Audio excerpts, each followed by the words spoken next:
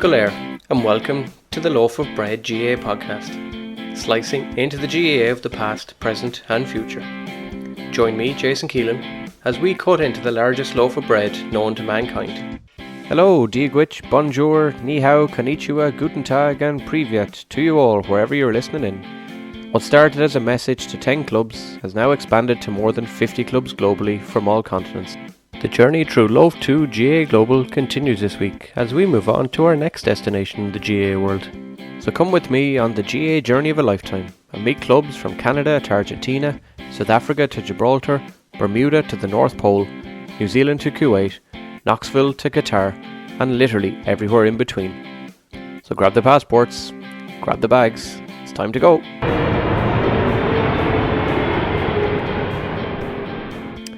As-salam alaikum and welcome to Oman, the Pearl of Arabia.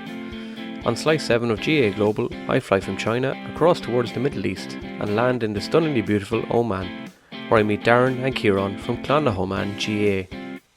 We chat about life in Oman, how it's changed since I was there in 2017, how the GAA operates in the Middle East, rivalries and friendships with GAA in Dubai, Kuwait, Bahrain, Abu Dhabi and more, the plan for a Middle East GAA movie with Al Pacino as the Bainisteoir, the Jaegerbomb final in Al-Ain, the Roberto of Oman GAA, and some of the other key questions including the Omani coffee versus the pint of Guinness. But first, as usual, let's take a trip through the Pearl of Arabia and see what Muscat and Oman has to offer. Bon Sultas.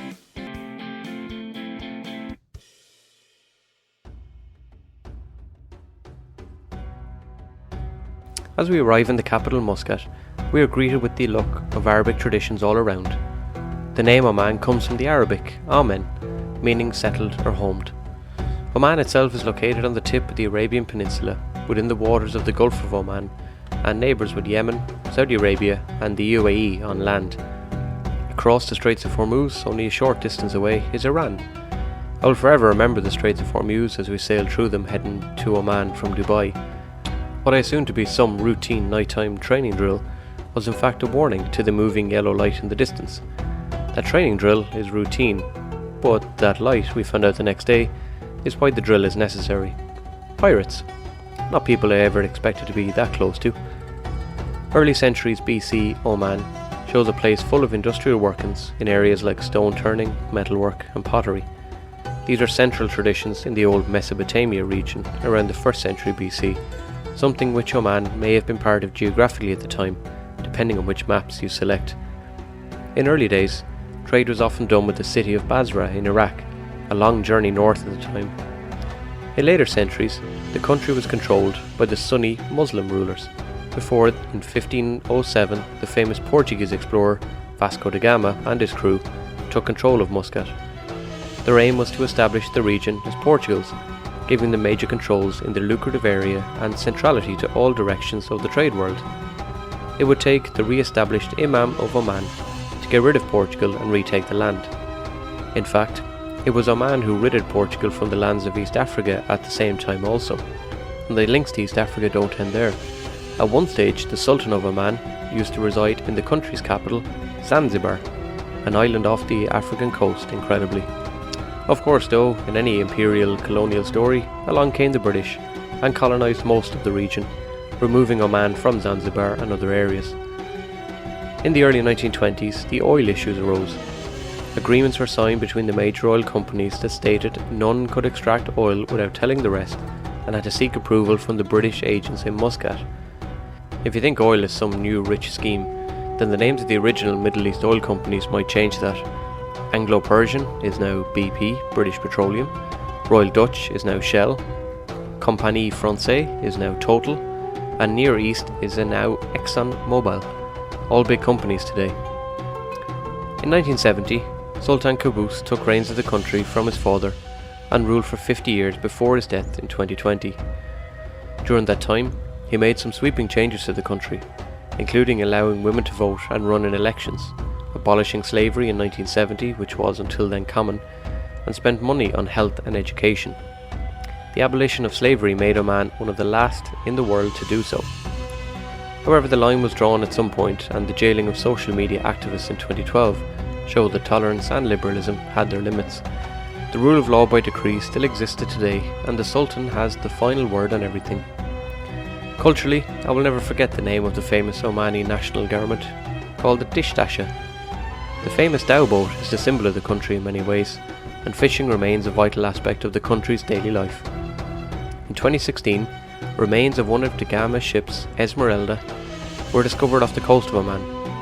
The initials VS, Vincent Sodre, the GAA's uncle and commander, were found on the boat's cannonballs alongside a Portuguese minted coin for India. In sport, Oman's most famous superstar is undoubtedly former Wigan, Bolton and Reading shotstopper Ali Al-Habsi, a man who once boasted the highest penalty saving rate of any goalkeeper in Europe's top leagues. Many other sports are played in Oman, but one that is perhaps a little different is bull butting.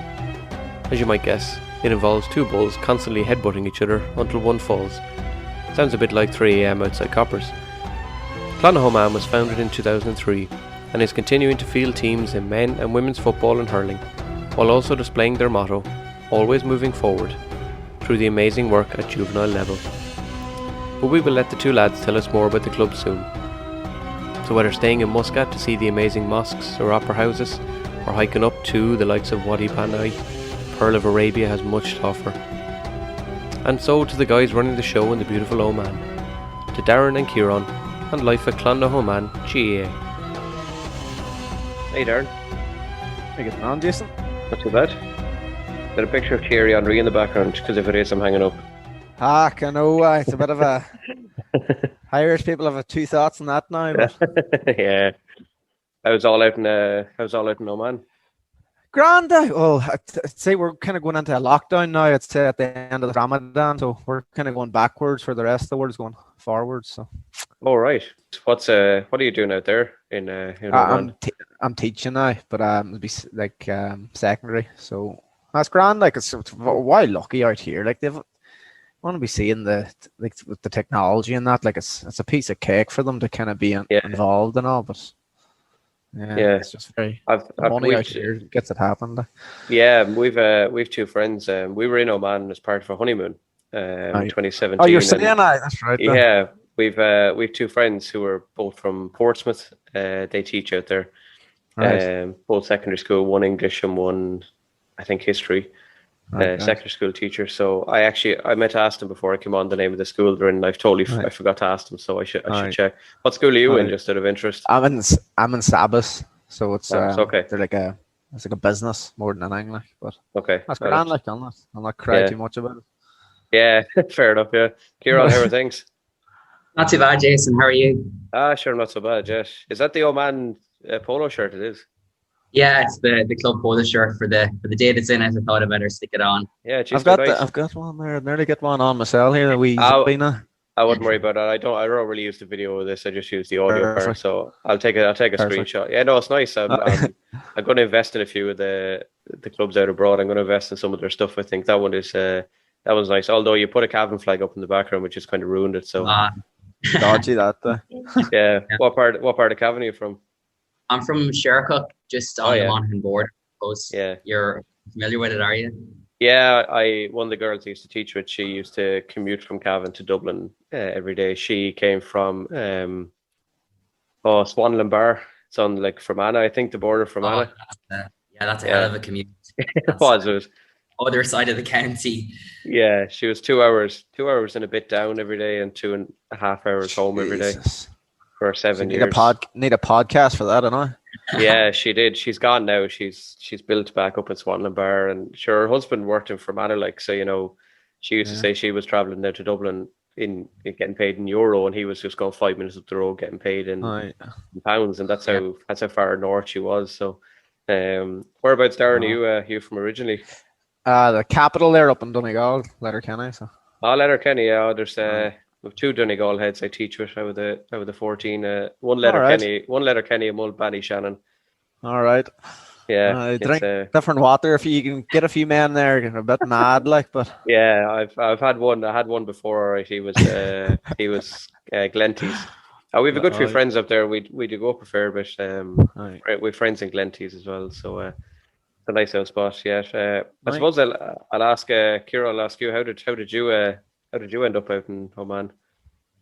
I suppose pretty much the same way as Darren. Again, I worked in the same school for 4 years, alongside Darren in Schwefas, Sabas as it's called out there. So yeah, came out when I was just turned 21, a bit green behind the ears, but like an amazing experience. You know, it's I certainly kind of jumped into it, but no regrets now. I think pretty much like everyone who comes to the Middle East, they plan on staying for maybe a year, maybe 2 years. We'll see how it goes, and then, you know, 5 or even 6 years later, you're still here and you're wondering, God, you know, where did that time go to? So yeah, no, it is a good lifestyle, and I suppose it's been dampened down a bit by the virus and stuff, but you know, nothing much we can do about that at the moment. Oh yeah. How did you get involved in the GAA club? I suppose through the likes of Darren there as well, you know, just being encouraged to go down training. Initially when I arrived in 2016, and Darren arrived, you were there the year before. You were 2015, yeah, and just kind of grew from there. You know, it's a small club and you get to know everyone. So once you're there 2 or 3 years, you're kind of invited in to maybe become more involved in like organizing things, or you know, for me anyway, I've done a bit of social media work for the club too. So yeah, just over time, you kind of nearly want to get more involved because of the experiences you have with it. You want to put something back into it. So it's you know, it's just been amazing. It's like the club itself, like a lot of clubs abroad, they're real, you know, just hotbed for the expat community. They're a real crook you can lean on, I suppose, in good times and bad. Yeah, that's part of the reason, I suppose, I started doing this, because like I've been fortunate with myself and my wife, like traveling, you know, to, you know, nearly 100 odd countries, and yeah, there's so much GAA going on, but yet they never get recognized here back home, really. So it was just kind of a way to try and push it out a little bit, I suppose. Darren, was the club there long before you got there? It was 2003, Ciaran, wasn't it? 2003. I tell you, Jason, I got a job offer for Muscat. I was in Spain at the time, and it was like a Wednesday or something, a Tuesday, and the job offer said we're flying you on Saturday. And I googled. I've never heard of Oman in my life. Like, I googled Muscat, and like I rang my brother up in Donegal, and I was like, "What do you think?" He's like, "Oh, sure, go for it." Like, and then I flew out, and I landed in the time now. When you were out here, Jason, you were at the new modern international airport. It was. Yeah. So it's like, that's state of the art. The one before that was literally like Carrickfinn Airport up in Donegal.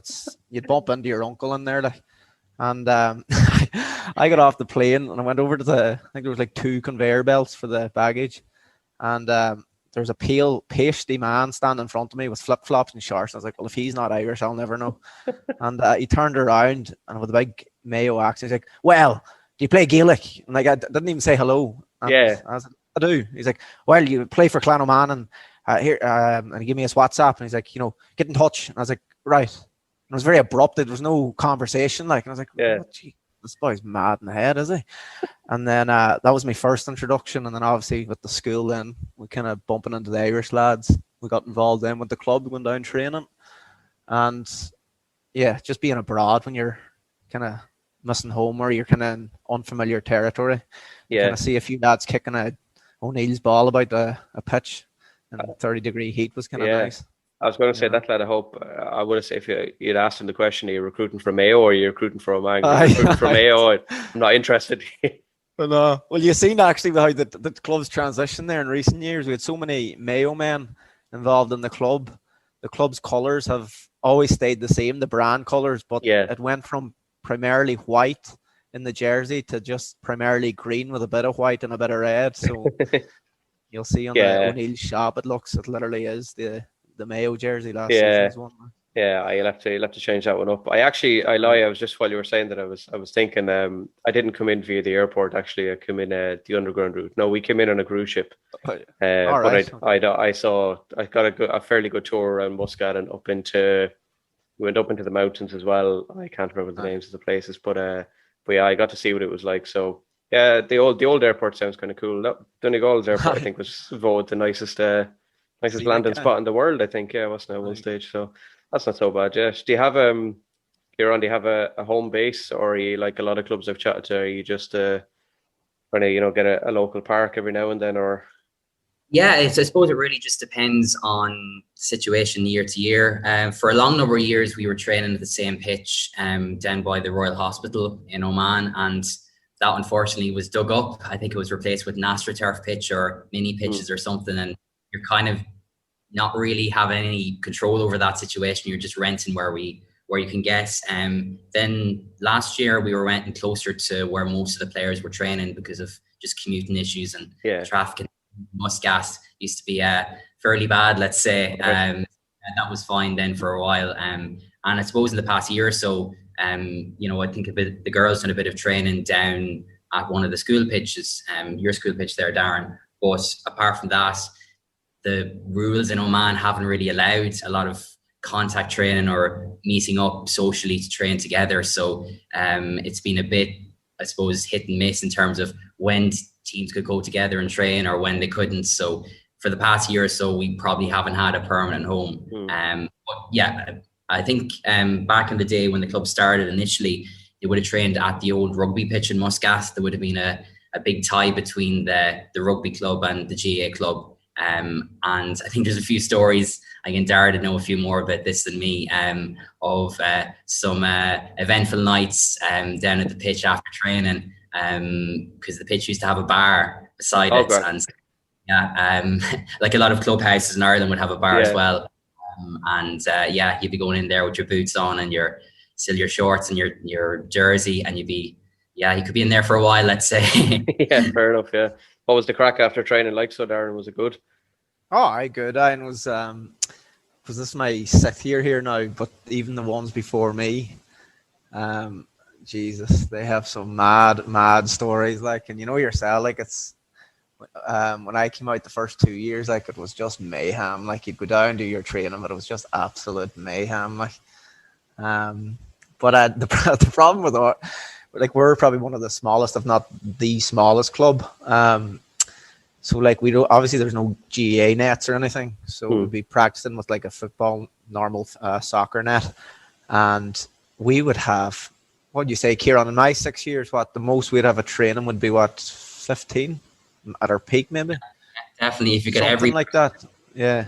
So like we were basically training most times with like 9, like, you know, it's 9-a-side out here. Yeah. And like we'd be training there against ourselves, like 4v4, 5v5, and then we'd go up to Dubai or Abu Dhabi for a tournament. We're definitely up against it. Like, but like we held our own there for a good few years, but like it would just be mad. It would be so unrealistic, the training, because you know, you just can't practice match practice. What's the rivalry like with the likes of Dubai and Abu Dhabi and any others around you? Oh, it's very heated. We had a few fans with flares and missiles and that, but no, the Dubai and Abu Dhabi would be fierce competitive. It does get competitive, like in the tournaments. We're kind of like we're just the small boys. Like they wouldn't take us serious. A few years ago, there we had a very good team. A few northern men there. So we had a hardy enough boys, Cortis. Always needed to make a good team. And then we had a Dublin lad who had a good left foot, but that was a bit the highest. But we had a nice mixture of men there from around the counties, and we got a good few finals now. We won loads of plates and that, but like obviously you want to be in the main final. But we didn't get relegated in my 6 years here, and for that, like that, it doesn't sound like much, but you're up against like the clubs like Dubai who'd have like they had like a junior D team, like we just had 9. We had 9 players, like so. Yeah, that's pretty impressive to hold your own at least. Like it could be something kind of pushes them. That's kind of motivated us as well. Knowing we're kind of the underdogs. But yeah, a few final appearances that we made an absolute balls of, where we won by 4 points with a minute to go against Dubai there, and absolutely crumbled and going to extra time, and then it beat us. And there's another one in Bahrain. We were leading by 3 with about it could have been 30 seconds to go, and we even had the ball and we just gave it away, and they'd run up and score the goal. And criminal. At least you put yourselves in the position to have a chance of winning. That's not something I would experience, I suppose, too often down here in my own county. But it's at least you have the stories to say that you can. You were unfortunate to lose in the last minute. What's been is there a standout tournament, Ciaran, or a standout game for you that you remember? I suppose it is hard to think of a standout game in particular. Again, there's been a lot of close calls and near misses over the years. And again, the likes of those finals that Darren would have mentioned, they would have been even before my time arriving in Oman. Yeah. I suppose for me anyway, I always found playing in a home tournament, taking a real sense of pride in that. You think for about 5 or 6 years, we hosted our own tournament in Muscat, and that was a really unique thing because often the tournaments would be the assets of Dubai and Abu Dhabi and Bahrain there, who have ran tournaments for 25 years nearly annually. But for a small club like Clann hOman with a tiny playing base to invite the Middle East to our city and to welcome them and play their games there for a weekend, it really does make you feel proud that you're representing your club on that big stage. And again, a couple of years ago we came very close. We got to a semi-final, punching above our weight really in intermediate level. But the one thing I've always found with the club is that we're nearly always greater than the sum of our parts. We don't have the playing pool of a large city or even the likes of Dubai and Abu Dhabi. They're springing off a second or third club in their cities. We have to really work with the players that want to commit to playing for the club. But Ciaran, tell you about, you're on about the home tournament, Jason. He hasn't really explained the crack there. The home tournament for us, it would be out by the Sultan School there, and we'd have to find the nets from the previous year. So the club invested in kind of the old 7-a-side nets you'd have at home for But these things, some boy that used to live here 10 years ago could have part of the pole, and this is big steel poles, so we'd be going searching for the poles, and we'd be like, right, who's available, guys? The Friday night before it'd be the Thursday night, because the tournament would be Friday morning, and you'd be just rounding up lads, right? Who's doing the water? You'd have to get some boy in a car to go and to the Oman Water Company or whatever and get a pile of water organised, and we'd be there. The year, Ciaran, I remember the painting. We had to paint the bars. We had to go and buy a pile of white paint and paint the posts. And but it was the night before, and we'd be getting pitch black by the time we'd have the pitch organised. And wild crack. But it would be the same kind of bunch of boys always doing it, That sounds like the most Irish thing ever. Man, there's actually there's a great picture of I think it's on the Instagram account, but the lads were pushing up the net and it was like the soldiers with the flag for the US. That's a great picture. I must have looked for that. It sounds like the most Irish thing ever. Let's organise a big international tournament, and the night before, let's start organising it properly. And you'd have the cowboys there. The older boys they'd come down and they'd do all the directing. They'd be like, I don't know what do you call Quentin Quarantino there. They'd be telling you what to do, and they'd have the shovel over the shoulder directing you County council lads, yeah. And these things would be some weight, trying to put them up and all, lying on the pitch then. That sounds brilliant, yes. Talking of tournaments and stuff, do you remember, Darren, do you remember your debut? Debut? No, I don't actually. It was an epic encounter, obviously. No, I think the first time you play in the tournaments out here, anyway, I do remember is as I said, we were just training with a few of us in the evening time.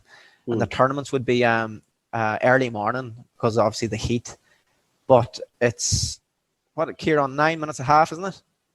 7 minutes a half usually. 7 minutes a half. When you're running for the first time, you think, geez, 7 minutes would be grand. My God, you'd be absolutely buckled especially if you're not used to it. So I'd say that's the reason I can't really remember it.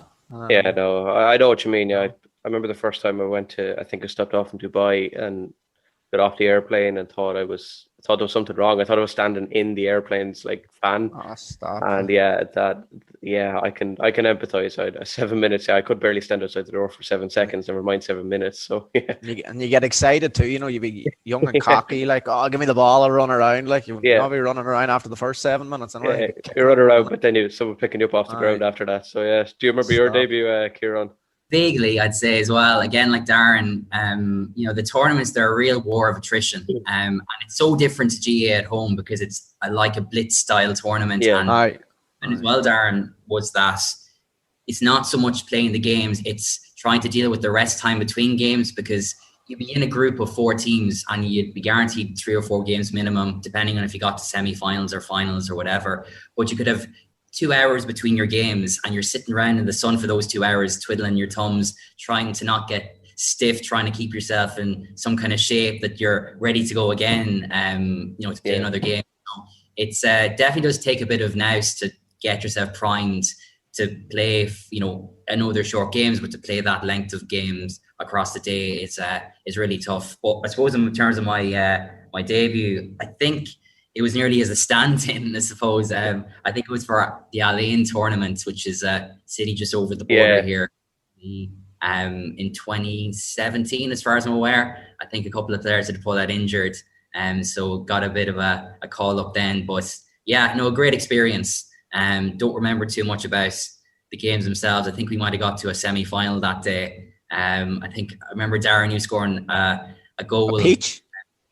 I think you were intended to knock it over the bar, but you drilled it down low. I think it was against Riyadh Navali, the club in Saudi. Yeah. And that took us to a semi-final. But again, a lot of the games, because it's a group format, it comes down to score and difference, or you could be terribly unlucky. I know, Darren, you might remember the incident a couple of years ago in Bahrain where we thought we were through to semi-final, and we sort of miscalculated the score a little bit. So we were hanging back, holding on to the ball, thinking, I think we could afford a 1-point defeat against Qatar or whatever it was, and blew the full-time whistle, and the other team were going to us saying, what are you doing there? He was not trying to attack and, get a couple of scores. And our manager said, oh, sure, we're through anyway. And they went, no, you're not through. And the despair, if you could just pause that moment where you saw our manager Liam's face when the pin dropped and he knew we were out. It's laughs after. We were raging after, but my God, it was madness. You have to laugh it off, don't you? I suppose. Who is your manager actually? Since you mentioned it. This year, well, we haven't trained in about a few months now, but we're low in numbers, so it goes by a year base, kind of whoever's available and willing to kind of step up in that. But we had a few good boys there in the past, like a few ballers, like who'd kind of do the player coaching role, like. And then your man Liam used to be the chairman there, and a bit older than us now. But he said he'd take the managing there the year we were kind of making a proper push for it. Probably the year we had the best side. And he went old school training. So obviously down by the Royal Hospital there, as Ciaran mentioned. And can't mind the name of the company he's working for, but construction and doing whatever. And he landed down the training one evening. Now, bear in mind, Jason, we'd land down with a pile of cones and a bag of O'Neill's balls. That's all we were doing, like a bit of running, the same usual crack pre-season and all. So he landed down with a big, massive, whatever truck you want to call it, and all these big tires on the back of it. And we were thinking, Jesus Christ, sir, what are you doing? And then we all go in 2 and 3s, plucking these tires, big jumbo tires onto the pitch. And then we obviously kept them at the side of the pitch for the year's training. And my God, I was never as fit in my life. And yeah, it was a mad year. And that's the year we were kind of reaching, we got 3 cup finals, and now we're kind of punching above our weight. But yeah, it was mad training, but good, different from the usual tactics. Sounds like he did a good job. I thought when you said old school, he was going to be like, Mick O'Dwyer making you run up the mountains and down again 20 times in a training session. Well, a lot of running, a bit of scrapping too. He's doing that one where you be on your hands and knees. And other boy, no, he's good. You toughened up. Yeah, that's sorry, Ciaran. Yeah.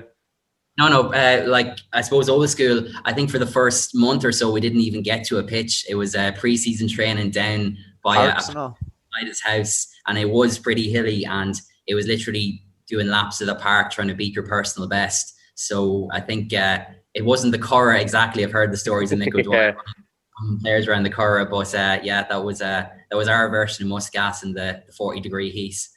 That's pretty impressive training techniques. I think that's the first serious training I've kind of heard, I suppose, in that sense. It's pulling tires now. That's a new one. I haven't heard that one in a while. Have you had I haven't been out there, I suppose. I know it's probably a no to this one, but have you had much local interaction, I suppose, have any of the Omani people come on board I definitely the last 2 years it kind of dwindled down, but again, obviously the COVID year was a write-off. And like we had a few like local boys that were some of them very good now. Okay. And obviously it's a mad game from an outsider. Like trying to comprehend like what Gaelic is. They just hear football, and usually they come down at the start of the year and they hear football, and once they see like we play a practice match and they get thrown to the ground or battered like. And they'd start shouting "Walla" and whatever, a few Arabic words at you, and you'd be like, "Oh, here, lad, like it's allowed." Like, so you kind of filter them out. Then after that, there'd be maybe out of I don't know how many land down. There'd be 2 left, like, but they do like there are a few of them did enjoy it and took it serious now, and you know it's important kind of getting the locals because the club will never survive, especially in Oman anyway, without the local support. So yeah, I have an English man and an English girl. And the English guy's about 6'3", so he might be a handy little midfielder. I might send him a text after this and get him to sign up. There was a few English lads there playing the last few years. My God, they were good out, like powerful units, like so. They enjoyed it now, enjoyed the crack. This guy is very much a Peter Crouch. All right. Full forward. We're looking for a full forward. So I'll let him know. Yeah, and his other half, they should be fairly nifty as well. So they're both Portsmouth shareholders technically. You know the old way the club used to be when they folded. So I'll get them signed up. I'll let them know. Get the pen. You can be the agent, sir. Yeah, I will. Yeah. Signing on fee there. You get a jersey or something off. Yeah, I'll take a polo shirt. That's $2,000. Yeah. I must say to them for the crap because they're massive sports heads, the two of them. But I brought Chris to Ireland and brought him to Croke Park. I brought him to see a Donegal game. He has seen Donegal play, so he'd be well familiar. Entertaining, or was it a bit scrappy? It was very good. There was a weekend a few years ago where there were the 4 quarterfinals were 2 Saturday, 2 Sunday, and Michael Murphy did that lovely little knockdown goal against Galway, I think it was. As he does. So we were behind the goals for that, and he was well impressed. Now he wasn't as impressed with Kerry's 7-21 Kildare 1-something game. So, and he saw Sean Quigley against Dublin as well. So he's been exposed. He's been exposed quite well. Yeah. He also has a Westmeath jersey and one from my own old club, the Downs GAA down here. So he's well kitted out, in fairness. I really should get him on board. Yeah. Well, at least if he's seen Murphy in action, that's like seeing Ronaldo playing at his peak at Real Madrid, like so. Yeah, or seeing who would it be? Robert Prozinecki in his heyday for Portsmouth, I suppose. Yeah, same kind of thing. Yeah. Geez, that's some shout out for a Portsmouth. Yeah. God. Yakubu or someone. Yakubu, yeah. I got brought over by them as a VIP to Portsmouth as well. And in fairness, it's like going to a GAA club game because it's such a community small thing. So yeah, so he'd be well used to it. Yeah. Ciaran, have you much? Do you keep up much with the GAA at home now that Cavan have 3 All-Stars under their belt this year? Yeah, it's been a good couple of months anyway. Certainly in my lifetime, I've never had success like this in terms of Cavan. I've never actually seen them win a trophy, like physically. You know, they won Ulster in '97, but I was only, I think it was a year or 2 old at the time. So, it's just been a surreal experience there in October and November, watching the games from house here, but knowing that everyone at home was doing the same from their own sitting rooms. Magnificent. Like it's just even thinking back on it, I don't think Cavan would have won it in any other year. It was just the way it happened. Yeah. The momentum the team got from beating Monaghan with the last kick of the game, beating Mantrim then, and just having that amazing comeback against Down. And there was that real belief. And something I've often found about Cavan is that obviously we have this unbelievable history in Ulster, 40 Ulster titles, whatever it is. But that's nearly a burden in terms of the fans expect so much. And when you have a young team coming through, they're not really given time to play and breathe almost. But there was no fans there this year. They could go out and express themselves and just really put themselves out there. And, you know, unfortunately for Darren, they were the team we met in the final. 16-1, Ciaran. He didn't tell you that, Jason. I think it was 16. Was it 16-1? Donegal were 1-9, 14s. Ciaran took the club account there, the treasurer. He gave him permission to put the club account on Cavan to win, sir. So the club are building a new state-of-the-art pitch there. And you got to stand for 10,000 people as well, I'd say. It's a big project out here. Oh yes, that's Did you take the plunge and actually back them to win? I'd love to say yes, but no. Yeah. I've had too many horror stories watching Cavan through the years to be that confident. Even going into the last few minutes when we scored the goal, I think it was Conor Madden, and we were 4 points up. You're thinking, like, how are Cavan going to find a way to blow this? But it was just a different. Sorry, Darren. I actually remember saying to you, Ciaran, because we were chatting about it coming up to the final, and we seen the price. I remember going on Betfair, Paddy Power, seeing the price, and I was like, you'd nearly just stick your 50 real, or it'd be like whatever, 100 quid or 50 euro on it, just for the sake of like it's a final. Even though there wasn't a blinding hope, like sure, yeah. I was thinking, I just could, like, it was impossible, but you'd nearly think, you'd throw a bit of money on it. But my God, yeah, you would for the sake of it. The fact that it's like, for the sake of it, like they might not do it. It's like Westmeath in 2004. It could be a long time before they do it again. Possibly. Ciaran will be married with triplets by the time that happens again, sir. I hope. Certainly for next year, especially that we've got Tyrone in the Ulster quarter final. That's the hardest draw we could get up in Healy Park. So the knockout championship, I'd say we're going to be tight getting through that. Watch the YouTube videos for a while, Ciaran. Yeah, you're marked men now up, and you're marked men up in Cavan now. So you've you'll have the rest of the country vying against you. So do you remember what's the celebrations like after games? You obviously, I'm only guessing here, but there isn't a local Irish pub really to go to, is there? There is there. That's right. But it's it was changed name. Our main sponsor is Millie O'Brien's. There, it's been, what was that name change, Ciaran? Maybe 4 years ago, I'm guessing. It was originally called Feeney's, wasn't it? Yeah, Feeney's. So that's and the guy that runs it, or he was a few of the lads involved with Lance, Australian guy. So he was kind of behind it, and luckily for us, they're always supportive of the club, because you'll hear it many times, like, without the sponsors, you literally can't do anything. Like, so we're very lucky in that way, and because it was such. It wouldn't be like any of your McGettigans up in Dubai or Abu Dhabi. Yeah. This was like a wee small country pub, close knit. So when if there is a session, or after the home tournament, it'd be like an underage disc, would be sweaty, close knit. Be dark. Like, God, it was tough stuff. Like, but class crack. You couldn't swing a cattle around. That's deadly, yes. Who do you consider, Ciaran? Who do you consider your main rivals? I don't know. It's hard to know, I suppose, because it very much depends on who you're meeting in a tournament. You could be meeting Abu Dhabi and Dubai and Al Ain in one tournament, and then you mightn't see them for 6 months again. So because we don't have a natural rival in the country as well that we can play against, that we're always having to travel to get a game and stuff. It's a bit like Dublin, though, isn't it? It's a bit like Dublin here. We're like Muscat. We're if you want to be Cavan or Donegal, like, you want to beat Dubai and Abu Dhabi every time, like, because they still are the big clubs. Yeah. We have a good relationship there with Al Ain club, because the year before the COVID, we were struggling for a tournament, and obviously with the league, the way it's set up, there's some, like, the work that goes in behind the scenes for the Middle East league itself is class. It's very well run.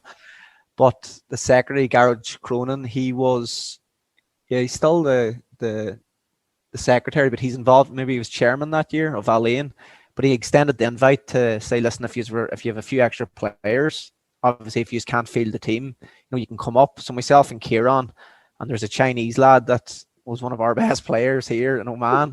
Madman, like. But he got playing for 2 years out here. He was playing the game. So the three of us said, listen, we're available to play. And they were short. So we went up, played for Al Ain, and we actually won the junior A tournament, whatever it was, with Al Ain. Like, so, I think Al Ain's actually the best tournament in terms of the pitch layout. And right beside the pitch is the clubhouse, like I think it's the rugby club, isn't it, Ciaran? They share with. So they have, like, the clubhouse beside the pitch, and then they'll have the music and all there on site as such after the tournament. So you can it was mayhem. Their home tournament, obviously winning it as well. So it was just carnage. Like, how did you get? Is it Will? Is that his name? How did you get? he's seen a post on Instagram or something, and he's just we became very good friends now. He's seen a post, and he's very athletic, so he came down with the American dude. Do you remember the American lad, Ciaran? He was working on the site for every 2 weeks. I think I do, yeah. But the two of them landed down. They were gym buddies. They never seen a Gaelic ball in their life. Lightning quick, strong, two of them. And obviously they hadn't a Scooby-Doo. They just grabbed the ball and run like a rugby match. But like after training, we were training 2-3 times a week that time. They picked it up and they could never kind of grasp the soloing. But because they were that quick, it was 5-6 steps for them because they were that fast. They'd cover that amount of ground, bounce another 6 steps. So they'd be halfway up the pitch by the time, just hand pass it. So they kind of learned their own, no need to kind of outstretch your skill ability, kind of just keep it simple. And they were good. Like, well, that's good, fast, did the job, Yeah. Is the relationship with the likes of Alain and all them? Is it still pretty good? Like, and then on the pitch, definitely like that. And there's like, say there's times if someone wasn't playing a match, they do the social games up at these tournaments as well. So like say there is someone that wants just a game of football, they're not too keen on whatever. Like clubs are always kind of able to kind of help out that way, which is great.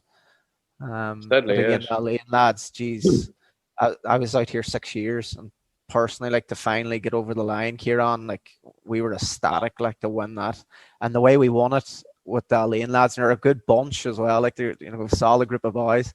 We kind of knew a few of them beforehand from other tournaments. Okay. And we were winning in the final, and obviously their home tournament was on the main pitch, and we were 2 up or 1 up, and I swear to God, Jason, when I say the last second of the game, they were all going out, the Abu Dhabi boys, and they were all out to get the goal, and your man pulled them down penalty. And literally, like it was heartbreaking. Like I'm sure we were just walking away. That's a shit. Like, hell with this crap here. Like literally, the ref even said, "This is the last attack." So they had the penalty, and it was saved, and they blew it straight away once it was saved. Like so, it just added the madness. Like no way. That's so that was some balls like, now. You could imagine that in 10,000 people in Breffni or in Ballybofey. That would be. But hey, to make this into a movie, what do you say? It'll be the first Middle East GAA movie, like, and it's, I don't know, Al Pacino's going to play the manager there for the Alain boys. We'll get a few men involved. Rory Beckett will play the goalkeeper. Aye.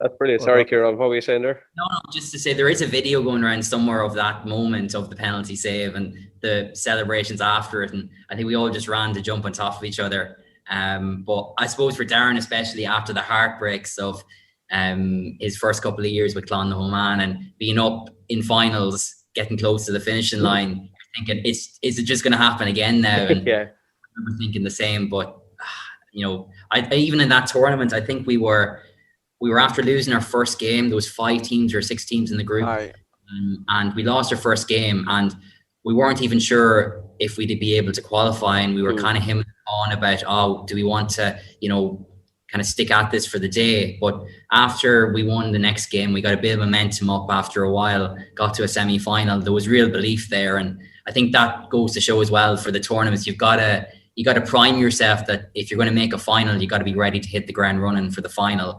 Because a lot of teams burn themselves out getting out of a group, or they just won't be ready. And see on that, Ciaran, Jason, there was it was the year or 2 before that, and we had 2 teams sent up from Clann Oman there to play in the Alain tournament. Okay. And our first team, like our strong team, we got knocked out whenever. And the second team we're playing in, was it like the junior or whatever it was? Yeah.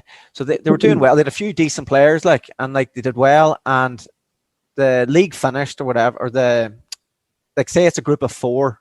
It's the top 2 from each group playing the semi-final. Semis, yeah. And then obviously the third playing the plate and bottom. So whatever way it worked out, there was like an odd number. There was 5 in one group, 4 in the other. And whatever way it worked out, the boys thought they didn't qualify. So they joined us in the bar, and we were all sitting, and it was a good hour and a half, 2 hours.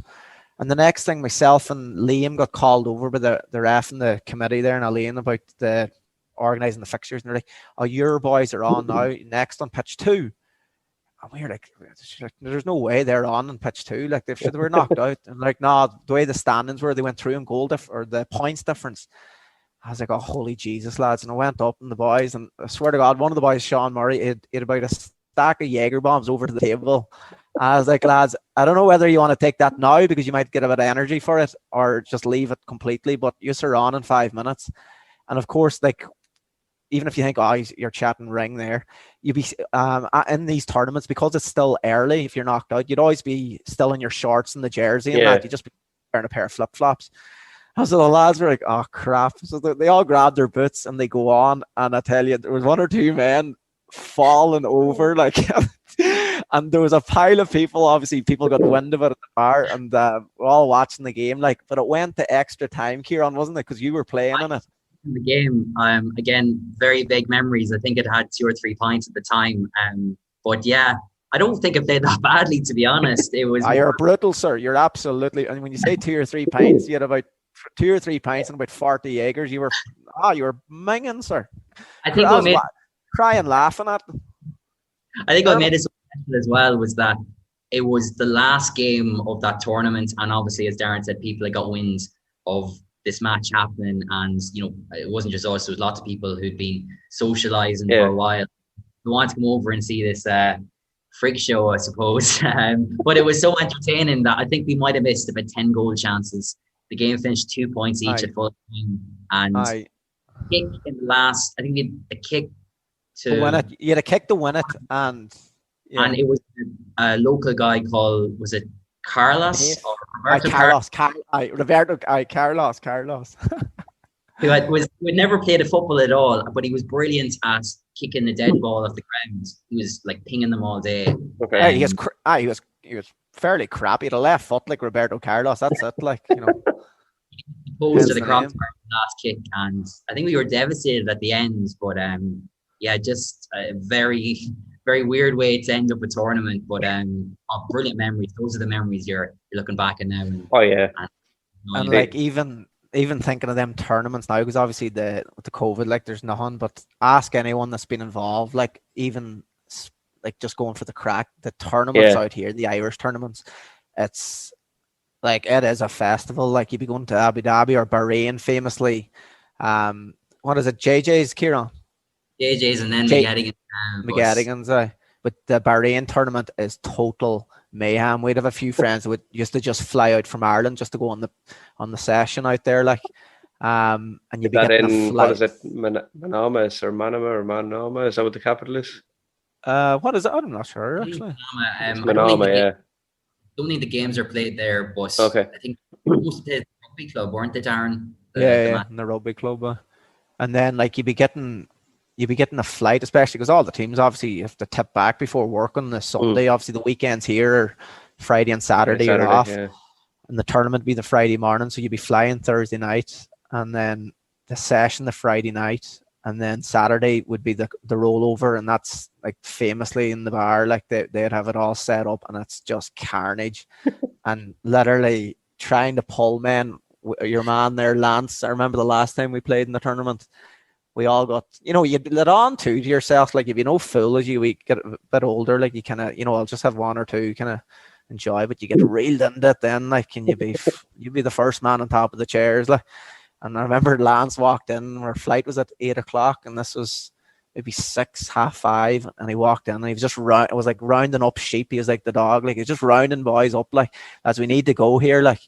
And then you get to the airport, and like, you go into the airport lounge, you'd have a few scoops. And I think because people say, oh, can you drink out there? Can you do this? I'm telling you, sir, I won't say his name because it'd be shame, but there's a fellow was in such bad shape. And the lads are freaking out, and they're like, how are we going to get this boy on a plane to Muscat? They're like, there's no way to get him on. And so they got a wheelchair, and I swear to God, true story, got a wheelchair, put him on the wheelchair and reeled him up and said, listen, he's just, he's in a bad way here. And your man was just sleeping, like, and they got him home. They got him back to Muscat. Not many questions asked, like.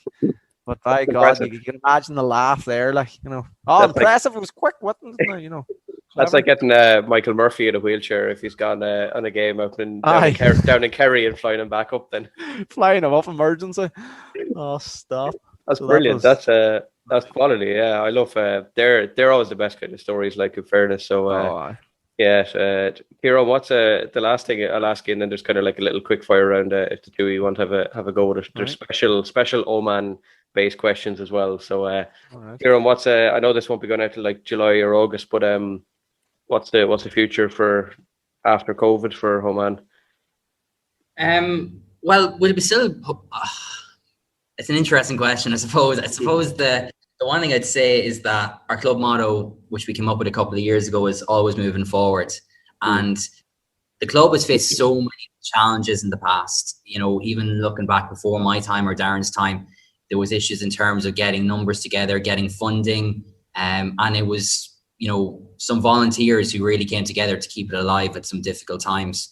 I think we're unique as well in that for a few years we teamed up with the Australian Rules Club in Muscat to form a joint venture, just, you know, to have Aussie boys playing Gaelic football and Irish boys playing Australian rules as well, just to cooperate on that level. So we've always managed to get through and still have a magnificent club and that social element as well. So, you know, going forward, we're going to still be reliant on the expat community here. We always will be, and they come and go over time. But there's no idea why not. We can't have a very decent small club going forward, still have that sense of community, that tight-knit bond, which a lot of clubs don't necessarily have in the Middle East because they're training in massive pods of hundreds before COVID, obviously. But we have that sense of community, and it's special as well. I know people who've been to other clubs in the Middle East who've left Oman, and they always hark back to their time playing in the Clann Oman jersey, the great memories they have, the people they played with. So just to be that social hub in Muscat for people who've played for 20 years, or as Darren said there, someone from China who's never kicked a ball in their life before. You know, we're that outlet for everyone to enjoy the sport we all love and to have a great time here in the Middle East. Yeah, and that 14-1, Ciaran, that you collected on it, so that'll keep the club will survive anyway with that money thrown in. Yeah, I'll keep that quiet from Crow Park now. Keep that hush now, but that was a big gamble at the century there. I tell you, the club is sitting nicely with that. This has sounded like a Father Chat episode. The more you talk about that, money was just resting in the Clann Oman account. We got wind of it. You know, there was a guy told us it was going to come in, like, and we got wind of it, and we said it was a big gamble for the club to take on, but you know, as chairman at the time, I thought it was worth the risk, you know, so I just said go for it, lads.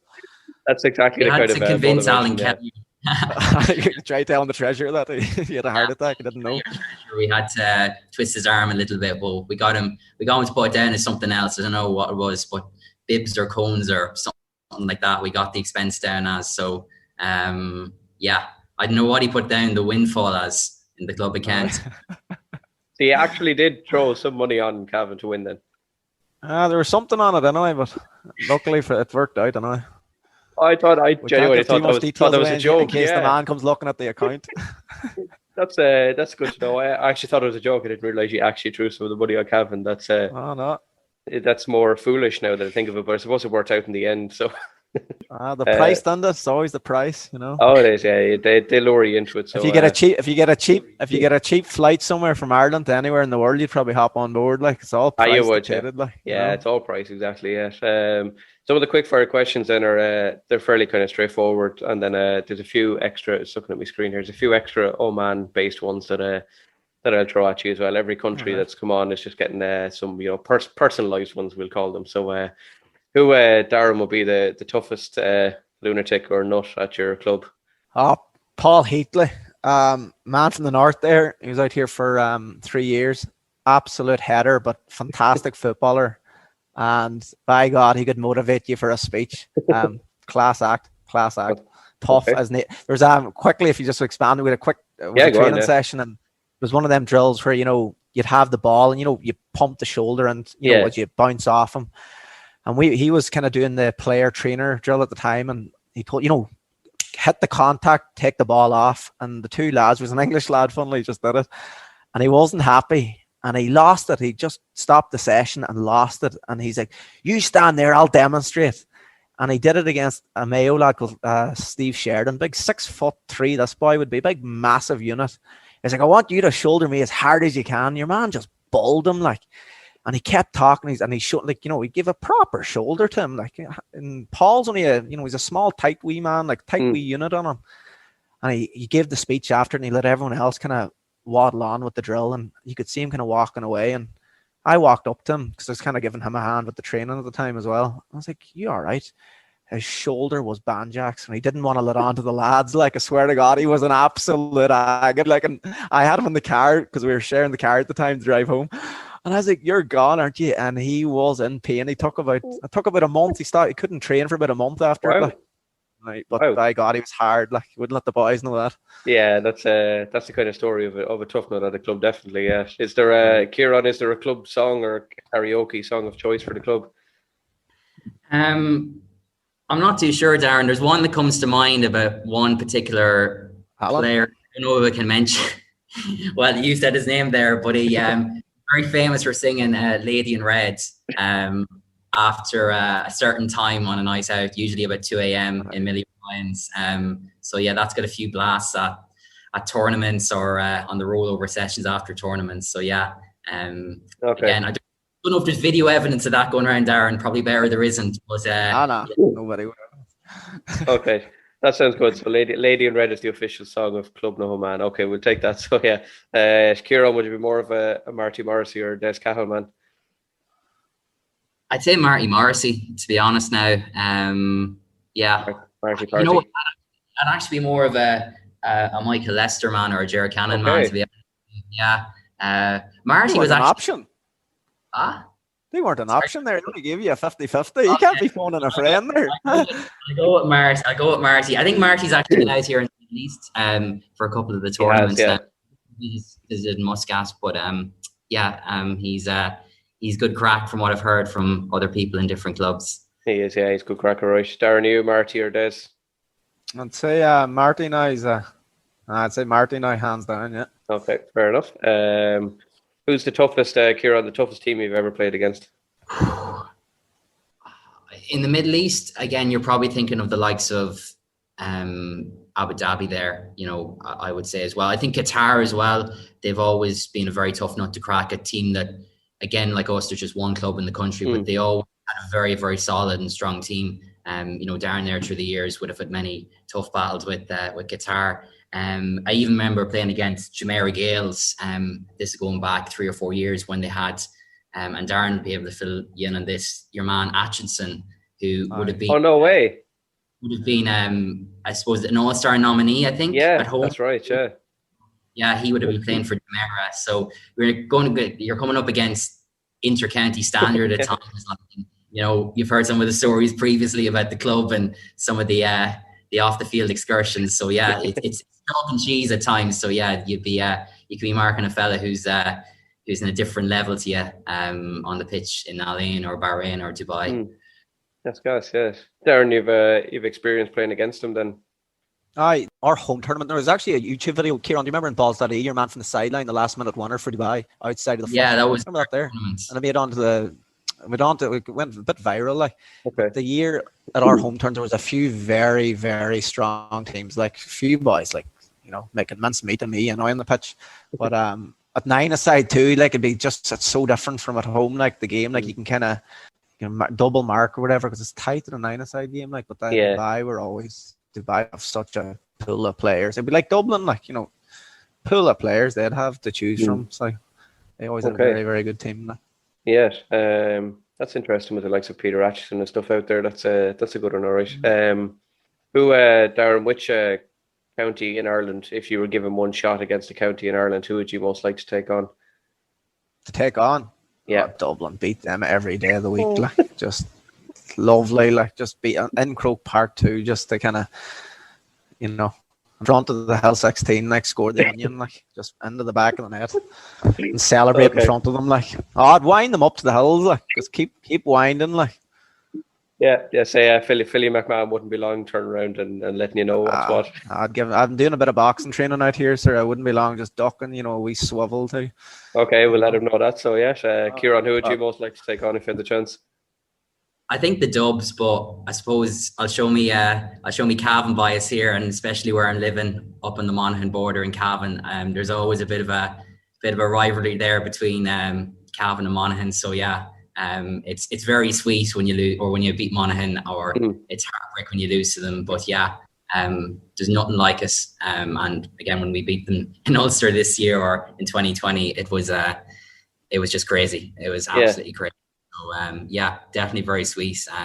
I'd have a couple of cousins to be married to the Freemans, Tommy Freeman and stuff. So I know them pretty well. So there's always that kind of family rivalry as well going on too. So yeah, nothing sweeter than beating your local rivals. Okay. I was going to only go on there, Darren, but we've already done that already. So Yeah. So we've got hOman versus Monaghan in the All Ireland semi-final, and then hOman versus Dublin in the eventual All Ireland final in front of 82,000 in Croke Park. Yeah, sounds good. Yeah. Have either of you got a favourite Father Ted episode? What jumps out? Ciaran, straight away. What do you think? I always love the Song for Europe one, the My Lovely Horse one. Yeah. That's an old classic. Guaranteed classic for sure. Where do you start with it? There's too many of them. Yeah. Don't know about you, Darren. Don't know, just the one that, because when you ask me on the spot, like, I just think of the Caravan with Graham Norton in it. Yeah. That episode, like that's just the first scene that popped into my head. Like, yeah, brilliant. That's Millie O'Brien's pretty much on a Friday night. Aye, that's like the bar. That's exactly, couldn't describe the bar better. Just wedged into a caravan going mad. Like. Okay, take that. We'll use that as the reference point. So, Ciaran, for all the Irish who haven't been out to Oman, what's the one thing you would say that every Irish person should see in Oman? Apart from Millie O'Brien's, I'd say the scenery, to be honest. And you've been there already. Yeah. And again, it's probably a bit of a hidden gem in the Middle East, just how beautiful it is.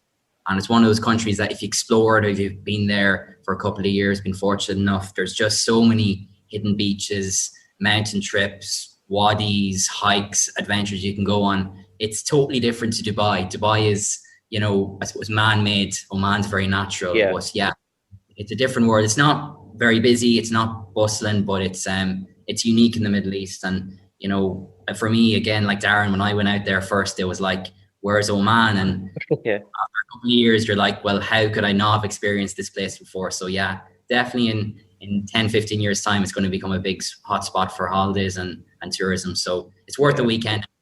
It's beautiful. Yeah, it was definitely, I have to say, it was one of the standout places, even though we're only there for a short time. It's definitely one of my standout places. I would say it's so unique in some ways. A jewel in the Middle East. That's a good way of describing it, actually.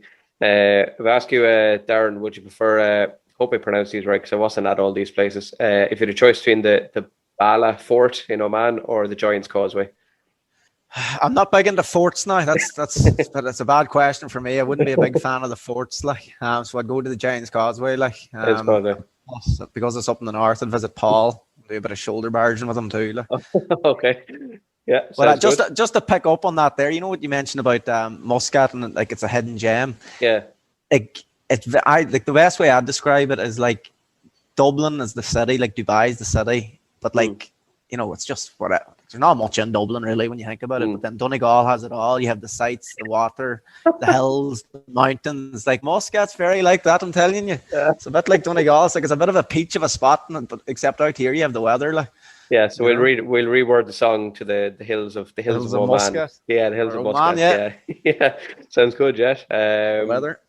Here on the national drink of Oman, I think is the famous coffee out there. So would you choose between a nice coffee or a pint of Guinness? If it was a decent pint of Guinness, I'd probably go for the pint of Guinness. Yeah. Guinness can be a bit hit and miss in the Middle East. It's definitely not the same as a pint back home. But yeah, a nice pint of Guinness, I don't think you can beat. Okay. What about an iced Guinness? Maybe you just mix the two, because as you said, the dodgy Guinness out here is not great. You may as well stick a few ice cubes in it. Fair enough. Yeah. Watery enough already. Watery enough as it is. Yeah. Darren, I'm probably going to pronounce this wrong, but is it the Dow boat? Is that how it's pronounced? Aye, the Dow. Or the Dow boat, or a boat down the Shannon? The Dow boat's pretty good now. Especially if you get we've done it a few times. We did, actually, was it 2 years ago, Ciaran? We did our club pre-season. Once people land in to get to know people, we organised like a club boat on the Dow, and just like it's a session out in the water, like, and you play tunes, whatever, and you're But it's mad old balls, like, you know, getting to know people, and you would have a few games organized, like just that a crack, like, you know. We're just looking for a few hen parties to come out, like, and we'd sponsor them, like, you know. Maybe that's a niche market here, you know. Maybe the club could extend that there. Okay, so put the word parties, out. So. Like, put word out there. Tell them to come out. Contact the club there for that. Yeah. So henpartiesinOman.com is the newest website that we're going to set up here, like that. Yeah. The last one, Ciaran, I'm going to ask you is the choice between Mr. Galligan in goals for Cavan or Oman's most famous sports star Ali Al Habsi. Oh, that's an interesting one. Actually, I'd experienced teaching Ali Al Habsi's daughter. No way, that's brilliant. Yeah, so I think some of his children were in our school. I don't know if they still are or not, Darren, but I think like Ali Al Habsi's a bit of a legend, to be honest. But he's certainly not the best goalkeeper in Oman. From our experience, that would definitely be Alan Kelly. I'd have to go with. If I choose between Galligan or Al Habsi, I'll have to stick to my roots and go with Ray Galligan, especially after last year. Yeah, legend. Two all-star goalies in different ways. That's good that Alan Kelly is the name of the best goalkeeper out there, because obviously the great Alan Kelly from Ireland. You've got good names for your goalkeepers out there. Yeah, that's a good one. Yeah. Is there anyone, before I let you go, lads? Anyone at home, Darren, or you want to give a shout out to at home that might listen in? Well, the old boy, no, he's a dub, but the old boy be listening on. He's a journalist and that, so he enjoys the podcasts and stuff. So and he hasn't seen me now for 2 years, because obviously with the COVID haven't come back. But we shout out to the old boy there, and then all the lads. Fair enough. Yeah, Ciaran, is there anyone else you want to give a shout out to at home, or? Just family and friends, like my parents and stuff, and my sister at home, and obviously everyone connected with my club at home, Shercock GFC. I suppose it's a different world out here in the Middle East, but same with you, Darren, with unions, like you never forget where you're coming from as well. So unions in Shercock, okay, I'll have to remember the two clubs. So then, that was everything, lads. Look, thanks so much for coming on. It's been savage crack. Some of your stories will definitely be well received, I'm sure, over this side of the world. And the best of luck when I know this isn't going out till July or August, but the best of luck with everything when it gets back to normal for you guys out there. And tell Ali Al Habsi I'd like a set of gloves or a Wigan jersey or something. We'll get it signed and sent out to you. Something to remember him by. Yeah, exactly. Yeah. Can people still? Are they available? Can people buy stuff on O'Neill's still? Yeah. The O'Neill's club store is still up and running, and we have jerseys which aren't green and red as well, if you fancy. Also, a couple of away jerseys too. So yeah, and even some of the older jerseys from back in the day. But yeah, I think it's all up there still, Darren. O'Neill's.com. All up there, yeah. So again, they're always really popular, the club kits, whenever we get them. So one signed by someone out here and send it to you. Deadly, and any of the Mayo people, with Mayo people are a wee bit tight with money. Like, it's actually cheaper than the official Mayo jersey. So, and it's identical. It would be very hard to spot the difference. Like, does anyone want a Mayo jersey? Really, €2.50. Would there be a few boys looking for it? Like, Would there? So, they sell dishcloths in Lidl and Aldi for the same price. Yeah, you get the same thing. We'll try and get them in. We'll entice them. They save €2.50 anyway. So yeah, well, I'll definitely buy it. Yeah, lads, thanks a million, and I hope all goes well for you. And I'll be in touch with you soon. And keep her lit, as I say. And best of luck when all goes back playing out in Oman again. Class, Jason. Brilliant. Thanks a million. Thanks so much, Darren. Thanks, Ciaran. Good luck with the podcast. Class. Good stuff. Yeah, cheers. Yeah, deadly. Thanks very much. I'll talk to you again, lads. Mind yourselves. That'll do. Good luck. Take it easy. Slán. Good luck. Bye-bye. Coming up the next day on the Loaf of Bread GAA Global, we cut into our next slice.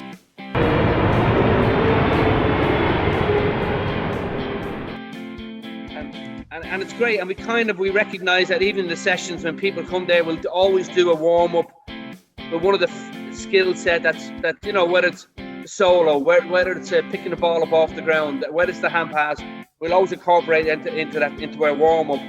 So even for a newcomer, they'll have some kind of an idea building into our session, But they love it. They love it. They love how active it is, the cardio. Because we do have good sessions, and we bought goals actually in from Ireland, from Murphy's Gloves. We didn't know how to do them. We didn't have a clue, so we spent like $1,200 to bring goals over from Ireland. Wow, okay. Yeah, no. So I mean, it's great. And people walking by where we practice, they look in and peek over, and so. And we're only early days, and I can't believe it. I can't believe it where we are. Yeah, you said baby steps. In fairness, though, they're decent sized baby steps if you're probably looking at it, I suppose. On Slice 8 of GAA Global, I fly from the Middle East to the beautiful South Carolina and meet Dublin man Niall and the wonderful Bluffton GAA on America's East Coast. We chat about his father being Ireland's oldest GAA referee and the RTE documentary on him, having a son called Zico, his mother's club Starlight GAA in North Dublin, how the people of South Carolina took to the GAA, and some of the key questions: Big Show or Devon Toner, Chris Rock or Tommy Tiernan, and whether he would choose between the home of Denny's restaurant or the beloved Supermax. That's next Thursday morning from 9 a.m. as we continue the journey with 2 slices a week. I'll see you at the arrivals hall, but until then, check out the various clubs on the Instagram page and see all the amazing work they do and some of the nicest GAA gear going. Find the podcast on Instagram, on Facebook, on Twitter, and on TikTok. Email loafofbreadpod@gmail.com, or just simply hit the follow button and spread the word of the Loaf of Bread GAA pod across the globe. Slánagi.